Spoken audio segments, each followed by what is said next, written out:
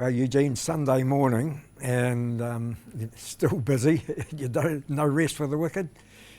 Yeah, we always do a little training with the boys just because kind of the Sunday time is the equivalent of a Saturday night in America, so it's it's good to train at that exact same time, even though obviously we're in a different time zone. So yeah, 7 days. We go 7 days here for the last for as long as I can remember, for a while now.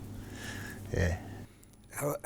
After your final workout on Friday, the boys left. How happy are you where Israel, Carlos and Blood are? Very happy. Yep, I'm very happy. I can't. It becomes very difficult to keep one-upping each, training camp. But that's what you're trying to do. You're trying to make each one better than the previous one, and that gets, that gets really, really hard to do, especially the more you do. But I truly believe that this camp was one of our best ones, and particularly in terms of just the graft, like the grinding and the grafting that we did to get to the place we are now. I think it was difficult.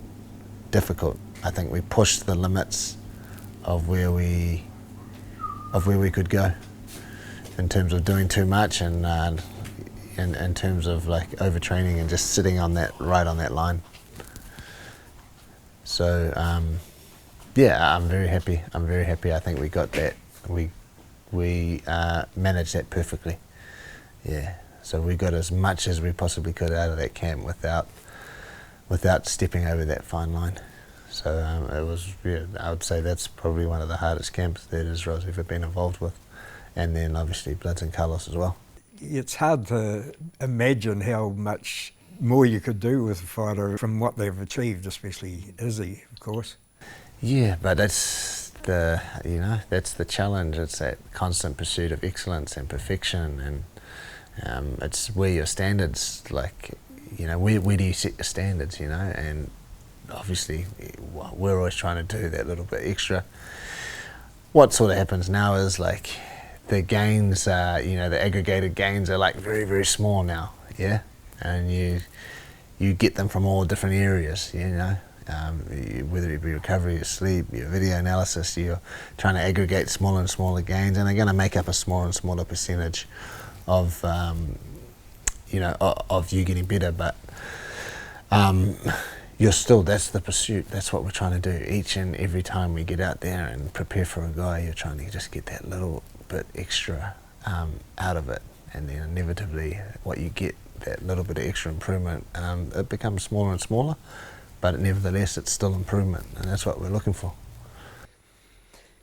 With them gone, you've been here looking after Dan and Kai this morning, and BJ as well. What happens now when you're away with these guys? Yeah, I mean, now we're in a funny place. Like, we're not sure. We obviously have the date that Shinda announced, which we're obviously hoping that she absolutely sticks to. So that's our worst possible case scenario. We'll be able to get home then, but we're obviously trying to find our way home earlier than that, because there's no point in us being in America any longer than we need to. So once Israel's fight is over, our time is best served coming back here and getting amongst the boys, and obviously training Dan and Kai and BJ as well, but also a whole lot of other guys that are training for fights too. A whole lot of other guys, local guys, that are waiting for us to get out of red light and move into orange, so that all the fight promotions get started on. So like, there's a lot of obligations we have here. We just we don't have an exact plan, or we don't have an exact idea of when we can get back. We're literally working on this as we speak, to be honest.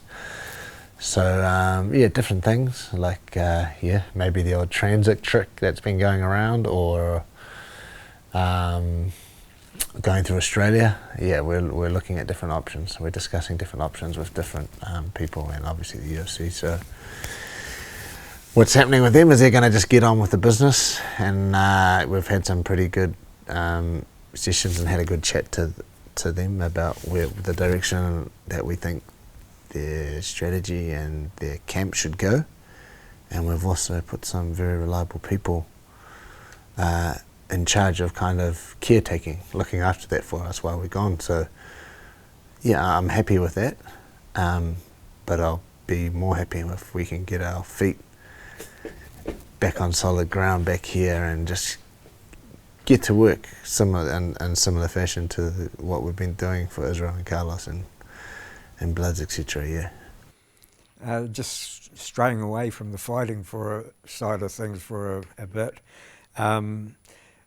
You yourself, your time is hardly ever your own. You're very hard to get hold of.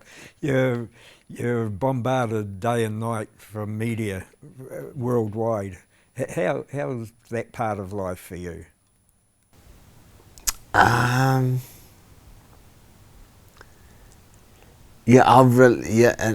in recent times I've pulled back from a lot of that. Because I just can't accommodate all of it.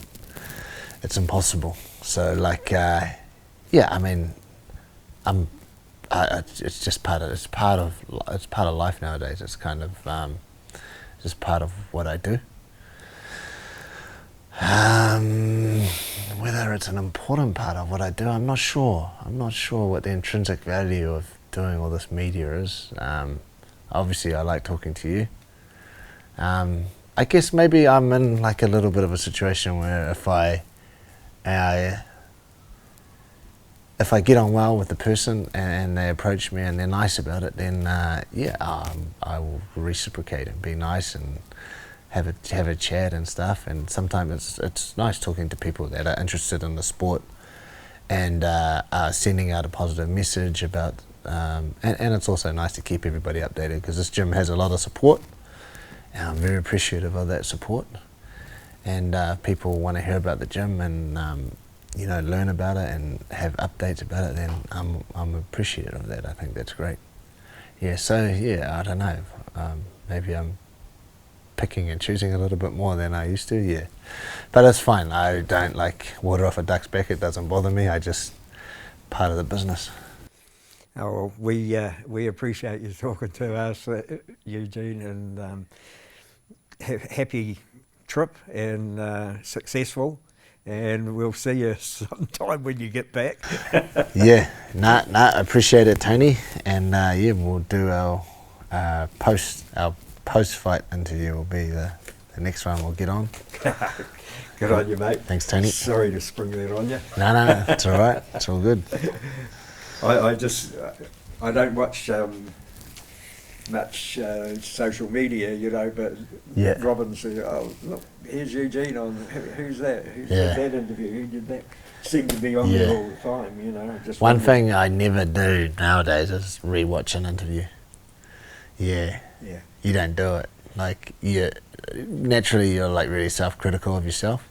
Yeah. And then you'll be like, oh, I shouldn't have said that, oh, I shouldn't have done that, or why, you know, why am I doing that? Why did I look at that? Why did I articulate it that way? And then it's just a waste of time because you can't change it. Yeah, it's on the internet, it's done, yeah. So I definitely, yeah.